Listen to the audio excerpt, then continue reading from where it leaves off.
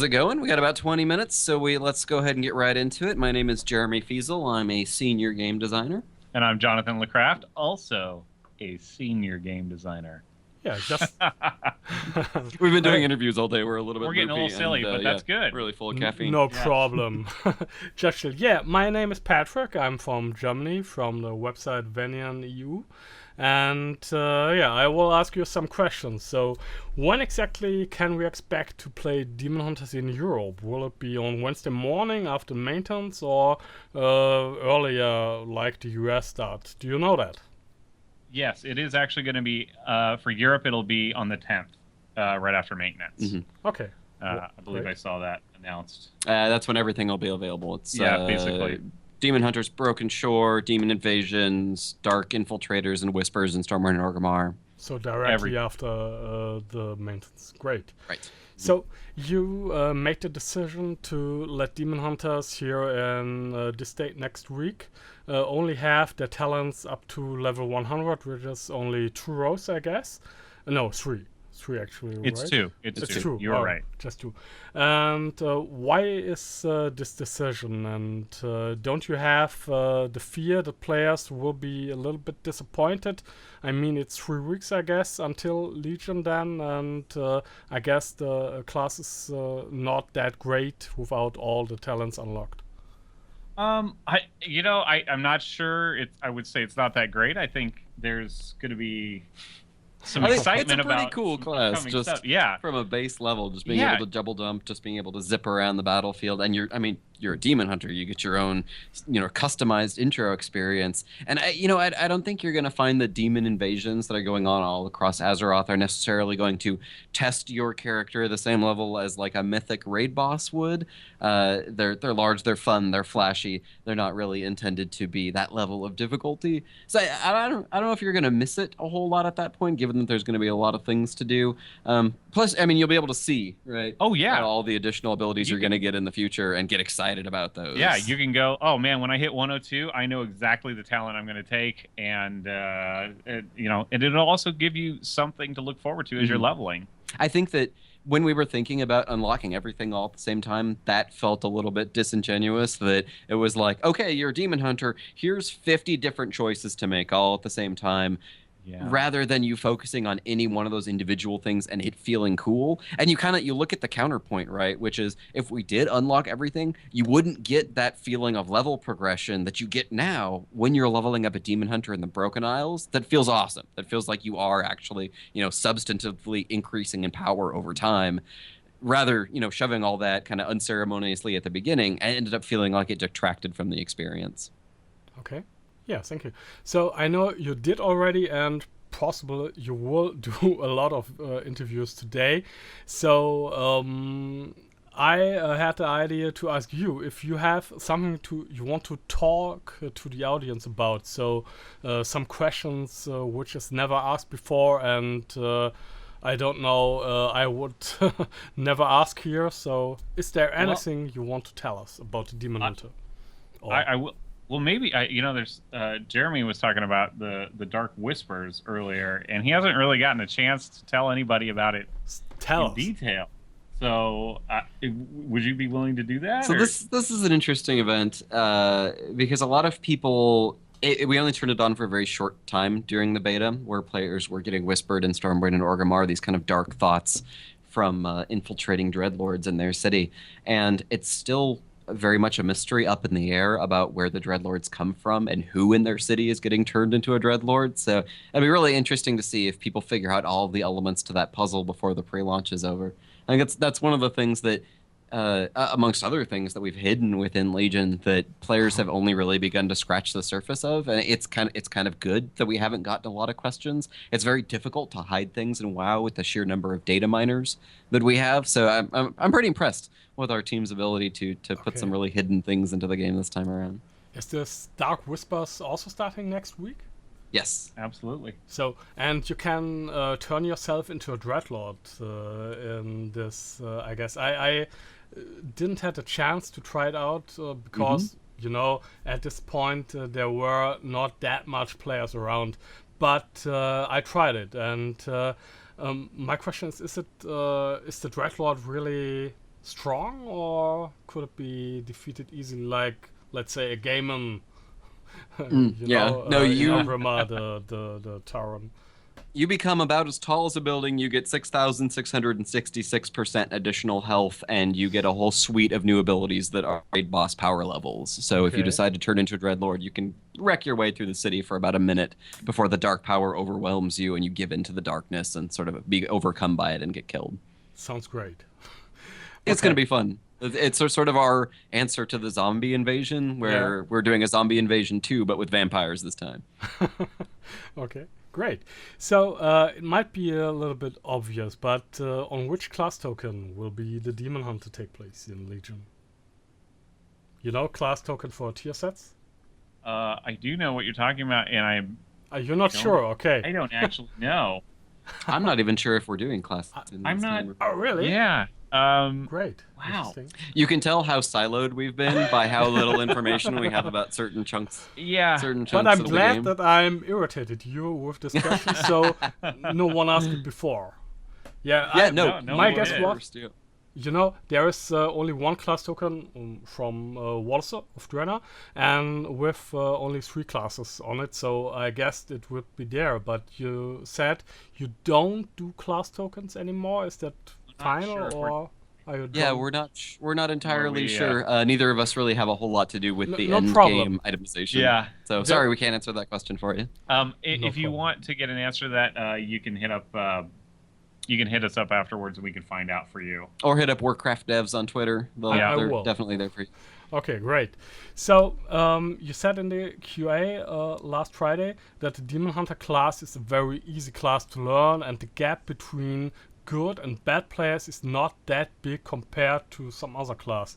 Have you designed it that way directly, or come it to your mind after it? And can you tell us a little bit about your ideas about the class design as a whole? Yeah. Well, you know, I think I was trying to say I wouldn't say it's a small gap. I'm just saying it's probably not the largest gap.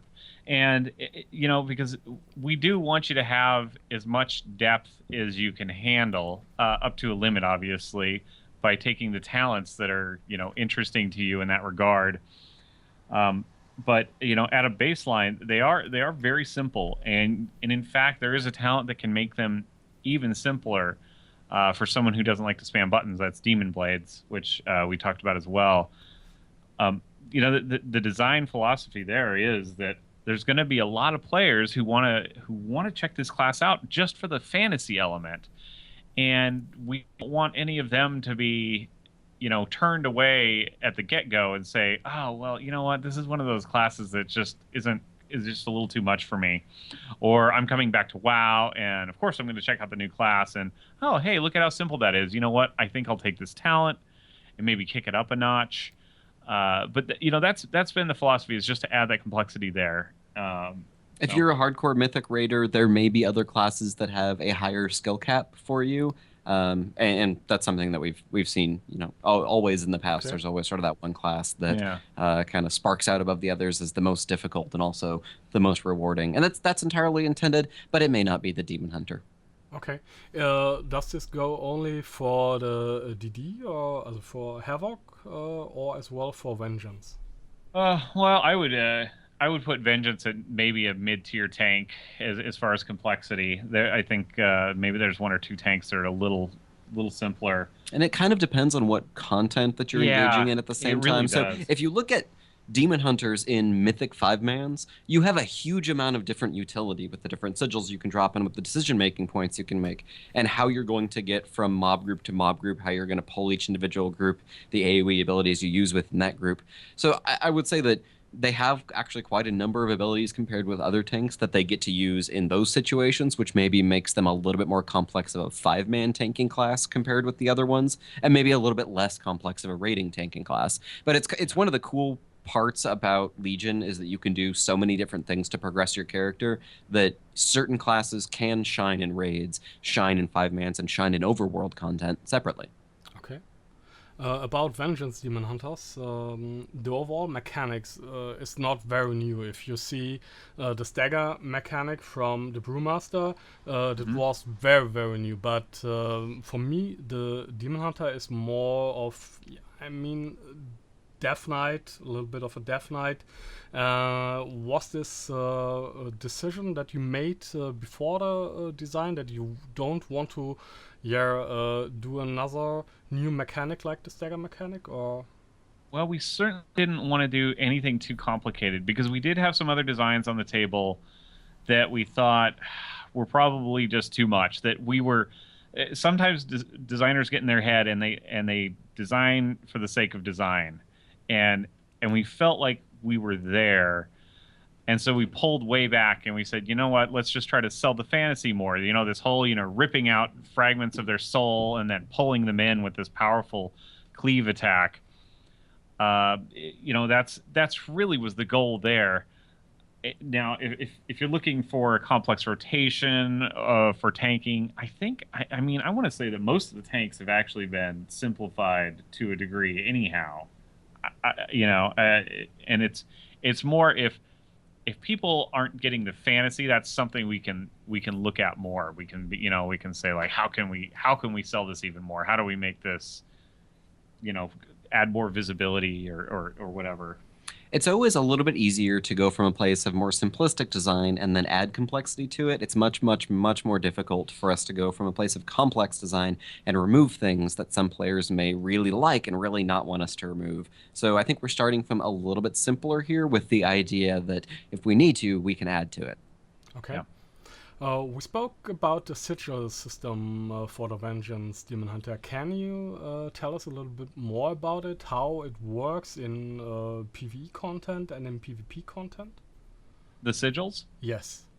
Well, the sigils work the same in PvP and PvE, other than some multipliers for, like, how long, CC lasts or whatever. But when you put a sigil down, it starts counting down. I believe it's 2 seconds, and then when it goes off, that area will be affected by the sigil.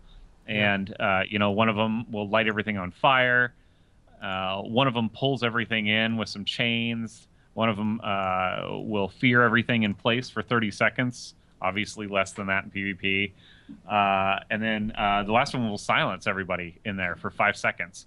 And so there's definitely this element of skill, timing, where you have to say, okay, well, I'm going to put that down, but I need to kind of make sure that they're not moving, or somebody else, or I've snared them, or somebody. Oh yeah, sorry, I just wanted to add, the chain also snare them. So you could, like, put down chains and then put down, silence, to kind of stack those on top of each other.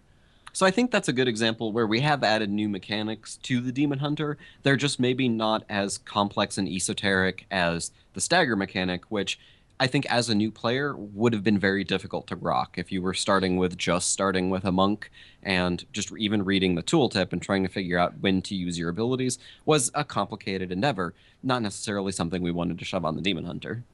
Yeah. One question about the gameplay. Is there a chance to no longer combine the double jump mechanic to glide? Because sometimes it could put a player in a dangerous position if he starts gliding, Oh, man, I don't think there's a way to turn that off right now. It's an interesting question. It's a little bit of the razor's edge of the double-sided razor of using glide, is that's the drawback, right? Is that there are times in which it's not going to be the best idea to use it, and that should be a thing. It shouldn't be the right thing in PvP to just be mashing your spacebar the entire time and being annoying. Okay. So, momentum for Havoc Demon Hunters is by far the best talent in its row. But there is so much cleave and some sort of void zone mechanics in Mythic Plus dungeons, and because of them are some survival issues for Havoc Demon Hunters. What's your opinion about that? Will you nerf the talent, or? Well, I think that's an opportunity for us to look at the other two talents on that row and make sure that they are up to par, which I believe is Nemesis and Fell Eruption. So, if we can tweak those to bring it up, I think momentum probably has maybe the best scalability as well, which could end up being an issue.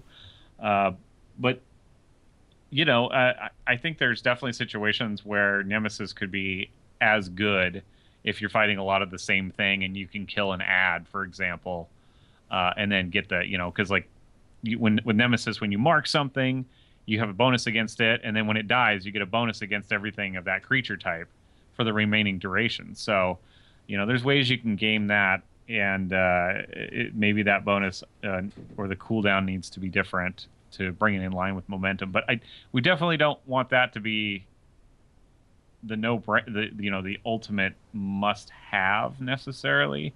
I'd say it's on the radar. Yeah, I think Jeremy summed it up there. Okay. That one's definitely on the radar. I think you want to talk about questions that everybody's brought up. That's one of them. Mm-hmm. So okay, so tank DPS overall, not even for Demon Hunters, is really great if you have groups of enemies, but it's very bad on single target. Is there an idea on general to grant them buff to do more damage on single target? Like, Well, I think a big part of our class revamp was helping each class once again feel unique and special in certain situations and certain circumstances. So I think we're going to want to be careful not to overreact to feedback of that sort because we're going to see it a little bit. That said, we shouldn't have things, the pendulum shouldn't swing so far such that you don't want to take certain classes along with you to dungeons or raids, because that doesn't feel good for anybody playing that particular class. But I think that gives us an opportunity to maybe take a look at some of the weaker talents or some of the other optional portions of that class that allow you to buff up that one particular portion of your class, maybe for a particular raid boss fight. I think it's very, very difficult to talk about tuning at this point for us, given that the class has not been played by anybody on live servers yet, much less at level 110 with artifact XP, with all of your order hall progression, with all of your artifact abilities and your full suite of abilities in raid boss fights and mythic plus fights. It doesn't really matter how much beta testing we do. We'll never get balancing perfect, and that's one of the great things about hotfixes. I mean, please take to the forums, take to to all of the different community locations, to Twitter. Let us know how you're feeling. Let us know when you're feeling that things are a little bit underpowered. Luckily, our community is absolutely amazing at logs and at telling us when their DPS is under par. We'll have our eyes and ears open. Making a new class, and especially one with all of the baggage that comes with a demon hunter, is always a challenge for us. I can imagine it. Yeah, so was there ever a consideration to add a range specialization to the Demon Hunter? I know you build it up with Illidan as a blueprint, but if you see Vengeance, this drifted anyway away from his inspiration, so was it opinion? Oh, sure. It was I mean, we definitely considered a lot of options for a third spec, but ultimately we asked ourselves, what would happen if instead we took whatever that third spec was and just kind of pushed the cooler elements of that into the other two, which is what we ended up doing. And that's given us things like, being able to do a decent range on I-beam, and things like that. And I think in an expansion where we were looking to sort of concentrate the coolness of each individual class and spec and make class identity one of our big driving elements, as soon as you started looking at the Demon Hunter and thinking about a third class identity, and maybe what if there was a ranged Fellcaster, well, that's exactly what we wanted out of the Warlock, and maybe taking some of those ideas and putting it into the Warlock instead and really doubling down on that class fantasy was a smarter idea for us at the point. And I think that the end result is that the two Demon Hunter specs feel very solid. They really stand on their own. And there's nothing I can point out in terms of something I would want to add to create a whole new third spec that feels appropriate for Demon Hunters at this point. Maybe as we continue to explore the story arc of the Demon Hunters in Legion and of Illidan's sort of redemption and his destiny, maybe there's something that can come out of that or additional elements to their character that we'll see. But at this moment, it feels like both of those specs are kind of exactly what we want them to be. Okay. Great. So, as my last question, I don't think the Demon Hunter class need encouragement for the players to play it, because they are waiting it for it so long. But what would you say to the players? Why they should play a Demon Hunter? Well, I mean, at the very least, yes. There's a whole new awesome starting area to check out. There is a very different feeling in a lot of ways class to check out and maybe fall in love with. But at the very least, it's one of those things where, you might as well take the time to play it to 100 and play it for a while, because either you'll love it, or at the very least, you can understand it when your friends talk about it, or if there's one in the raid and they're screwing up and you could figure out why, or you want to kill one in PvP. You'll have a better understanding of Illidan's story arc. You get to see some really cool cinematics that the other classes don't get to see. And I think that Demon Hunter feels unique and interesting. Having some of these mid-range mechanics, being able to double jump your way everywhere, just feels stupid fun. And I do it everywhere just because it's really fun. So maybe you'll want to have that as your alt. And I think one of the things you're going to find about playing multiple characters or trying out multiple characters in Legion is that we've really put a lot of time and effort into making your class abilities, your class mechanics feel unique and interesting on a per character basis. But also the first couple hours of your gameplay experience in Legion is all about your class, your order hall, your artifact, the lore around your class. They're unique, they're interesting, they're awesomely filled with explosive and crazy lore characters. I mean, each one of them being its own individual story makes me want to play each of them for an hour just to see what the storyline of it is, because they're so different and unique and interesting. You're totally right. I guess you sold it by now. So thank you very much for this opportunity for the interview. And I hope you don't have to do those interviews a lot more today, but thank you very much. You're the last one. Hey, thank you very much. I know it's got to be really late over at your time. You probably want to go now, get some thanks sleep. For staying Yeah, up. I will. I have to walk with my dog, but after that I will go into bed. Great. Have a good night, man. All right. Nice talking.